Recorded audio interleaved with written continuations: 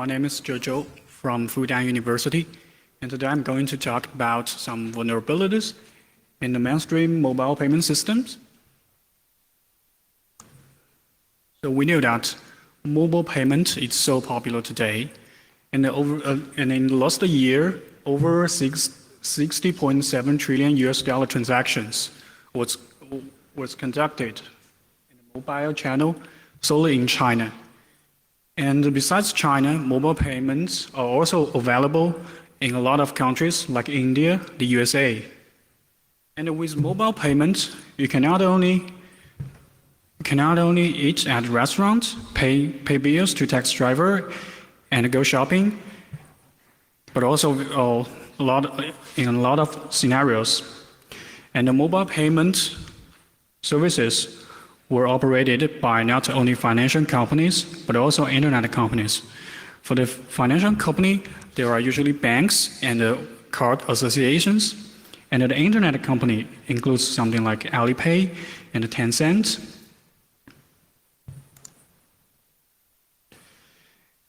And I don't know if you know that mobile payments usually don't use network.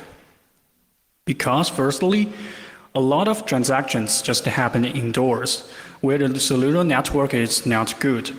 And Wi-Fi in the mall is usually not available for guests. And in the network initialization, it's always a very slow process. So if each transaction should be conducted through the internet, there must be a relatively long period of loading time for each transaction. So the mobile payment scheme designers just decided to not use network, even if there is network, to avoid delays.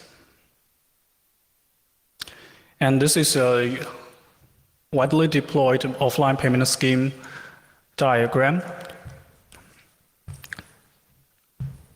To do a payment, the payment application firstly generates a piece of token for the user. The token is generated by hashing the time, the current time, the user ID, and the secret key pre-shared between the user and the mobile service provider. And the token will be modulated to one of the channels. The channels can be something like QR code, audio channel, or just post machine channel. And then the smartphone will transmit the token via the channels, and then the token will be received by the vendor through the channel, and then the vendor will decode the token from the received signal, and then pass the token to backend server for verification. The server will firstly check if the token is indeed generated by the claimed user. By retrieving the secret key from the database using the user ID claimed by the account associated with the token, and then use exactly the same hash algorithm to generate a token, and then compare the generated token with the received token. If they are exactly the same, that means the token is indeed generated by an authenticated user. And then check if the token is already used. The token is designed for one-time use only. So if the token were already met by the server, the token is regarded as invalidated. Then check the generation time. A token has a relatively short period of lifetime, usually some minutes or half an hour. So if the token was generated long ago, it cannot be used to do a transaction. And we found that there are at least two weak points for the offline payment schemes. First one is that the token transmission is in a broadcast channel, indicating that there's no encryption during the transmission, and the token can be sniffed by nearby adversaries. And the second, the token is not bounded with a specific transaction. So anyone sniffed the token can use the token to purchase at another place with money up to the daily limit. But the security is not that bad. Assuming that someone is purchasing using the mobile payment, the mobile phone generates a token for the user and then transmit the token via a broadcaster channel. The token can be received by the post machine and it can also be sniffed by an attacker. However, the post machine will immediately send the token to backend server for verification. And immediately the token is invalidated because the token is for one-time use only. So the sniffed token is immediately invalidated and it cannot be used to purchase something at another place. However, we found that if we somehow can disconnect the post machine from the backend server, the sniffed token can be kept alive and to launch attack.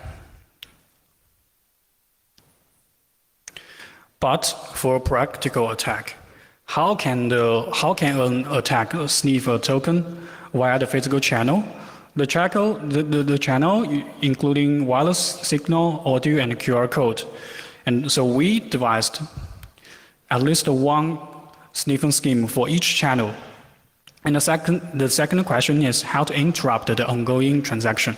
Because if the ongoing transaction is not interrupted, the token will be verified by the server and then immediately invalidated.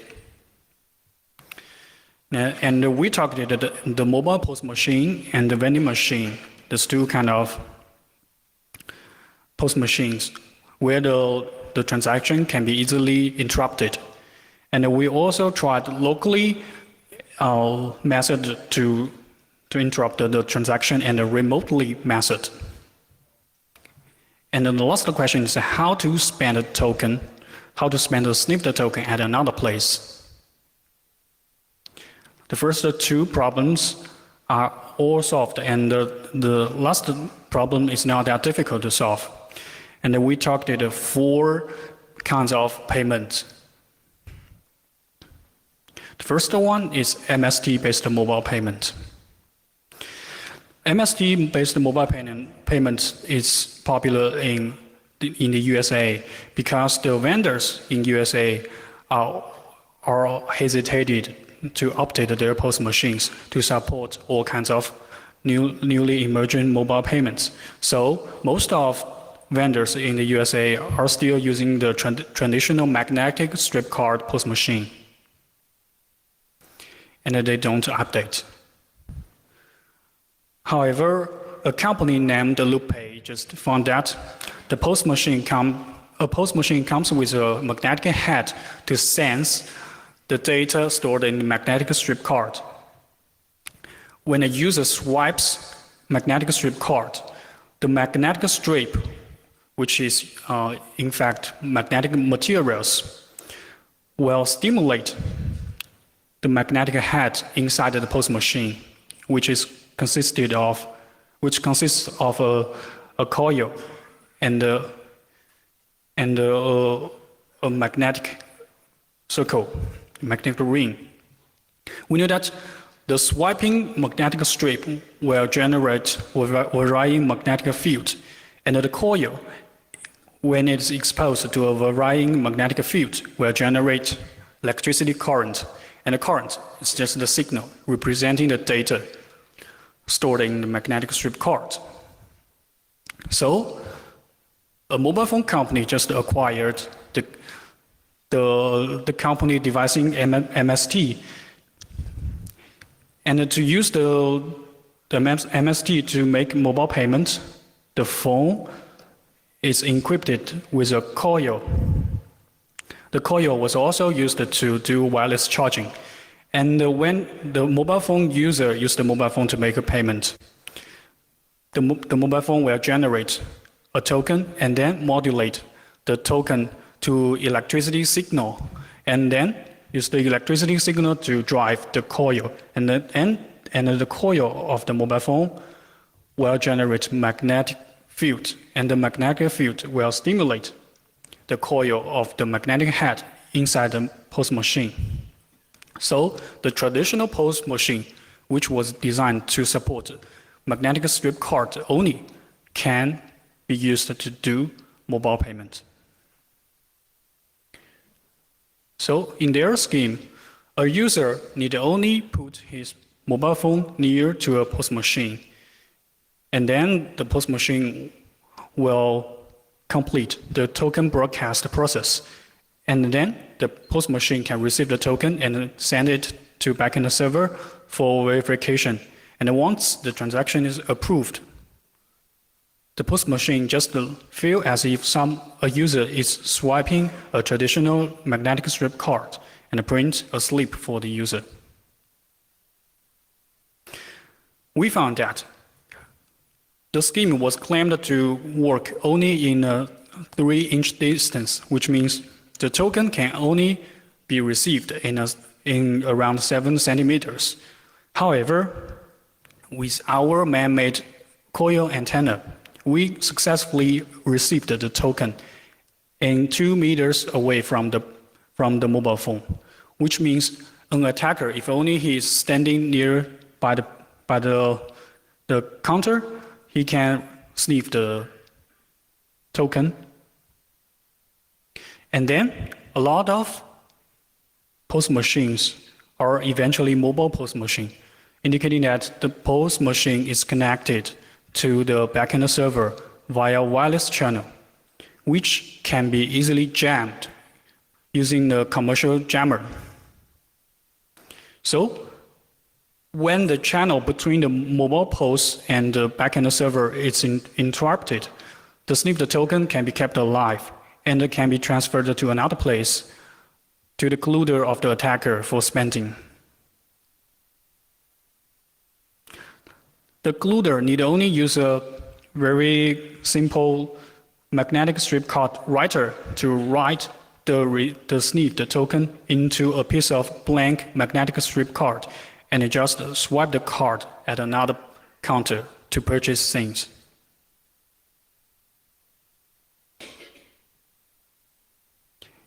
And those pictures show the devices we use to launch an attack. The leftmost one is a computer as well as the coil antenna. The coil antenna is connected to the computer via the 3.5 millimeter audio jacket. And the right picture is a commercial jammer which is purchased at Huaqiang North in Shenzhen. And this device can selectively jam wireless channels such as GSM, Wi-Fi, CDMA, DCS, PCS. And then the middle one is a commercial strip card writer. It can help attackers to write any data into a blank magnetic strip card. The cost of the attack is very, very cheap, around 20 to 30 US dollar.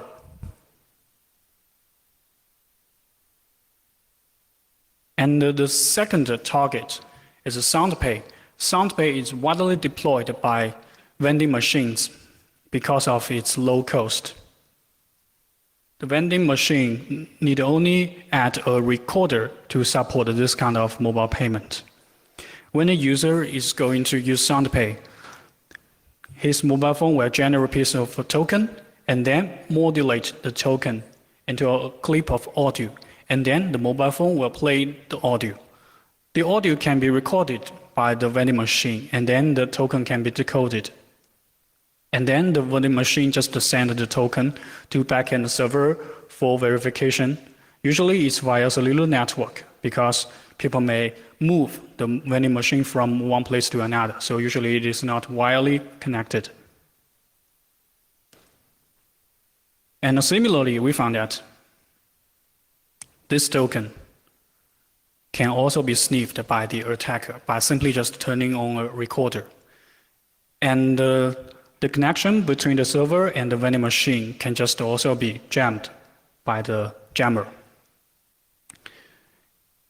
And the recorded token can just be replayed by playing the recorded audio to purchase in another vending machine. And the left two attacks are based on QR code. QR code is an extremely popular payment method. And there are two modes for QR code mobile payment. The first one is B2S mode, in which a phone just scans the QR code printed by the vendor to pay to the vendor. And the second is B2L mode, where a payer just presents the QR code generated by his mobile phone under the POS scanner of the vendor to pay to the vendor. And our work based on the second type, B2L mode. So the QR code is generated by the mobile phone carrying a token. Okay, the first question is how to sniff a live QR code token. This is a picture taken by the front camera of a mobile phone. We know that from the right side picture, we can know that the token, the QR code token, can just be sniffed by watching the reflection from the POS scanner. So the attacker need only infect the victim by installing a malware, and then the malware need only turn on the front camera during the transaction. So the QR code is reflected and captured by the front camera. But a more important question is how to keep the QR code alive. Because if no special measures is taken, the QR code will be simultaneously scanned by the POS machine and be used to do verification. So it will be invalidated immediately.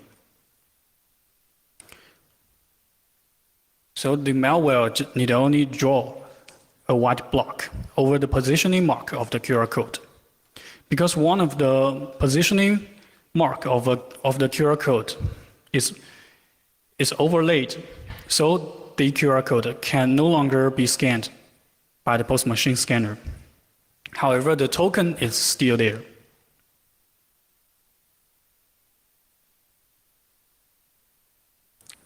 So the token is kept alive in this way. And the QR code image through the glass through the length of the QR code of the POS scanner can be sent to the closer of the attacker for spending. Besides this attack, we have also found a security flaw of the QR code payment. The QR code carrying a payment token is meant to be very sensitive because anyone with this token can make a purchase. However, in the implementation, the QR code is also used as a name card for money transfer, which means the payment QR code can be scanned by POS machine to make a payment. Also, it can also be scanned by your friend if your friend wants to transfer money to you and he doesn't know your account number. And we found that during this process,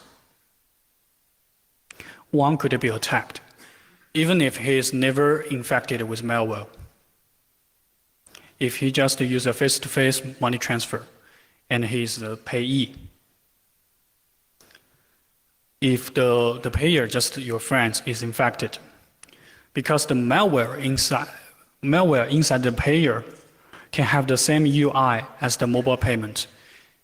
And when the malware detected that the authentic mobile payment app is in the forefront and the camera is being using, the mobile payment is scanning. And the malware just jumps to the forefront to capture a live QR code. And more importantly, how to keep the QR code alive. The malware cannot quit immediately because if the malware quit immediately, the token will be consumed by the authentic payment application. But if the malware stay here, the process will be noticed by the user because the transaction is not going on. So the malware need only launch a Bluetooth pairing process. By launching a Bluetooth pairing process, the mobile phone of the payee will show a confirmation window to ask the user to confirm the pairing process. And then, immediately, the malware cancels this process, so the window will disappear. This process may only remain for hundreds of milliseconds, which means there will be only a flash in the victim's mobile phone. And then, the live token is sniffed and kept alive because a new token is generated in the victim's phone. Because the mobile payment application in the victim's phone is put into background and then pulled to the foreground. So a new QR code is generated. And this new generated QR code will be used to continue the normal transaction. Okay. After we finished the 4 attacks, we reported to their service providers, including the largest mobile payment service provider in China. And that service provider immediately revoked the payment application the payment QR code as name card in around a week after our report. And for the reflection attack, they committed to do a background check to ensure that there is no background application using the front camera when the transaction is ongoing. And we learned a lot from those attacks. The payment token is so sensitive, so it should be carefully treated when it's being transmitted to the mobile post machine. It shouldn't be transmitted over a simplex channel that doesn't have challenge response process. And there must be anti-sniffing protections. And the token should be bound to a transaction when it's generated. In that case, even if a token is sniffed by an attacker, the attacker cannot spend it at another place. Okay, that's all of the presentation. Thank you for your time. Any question?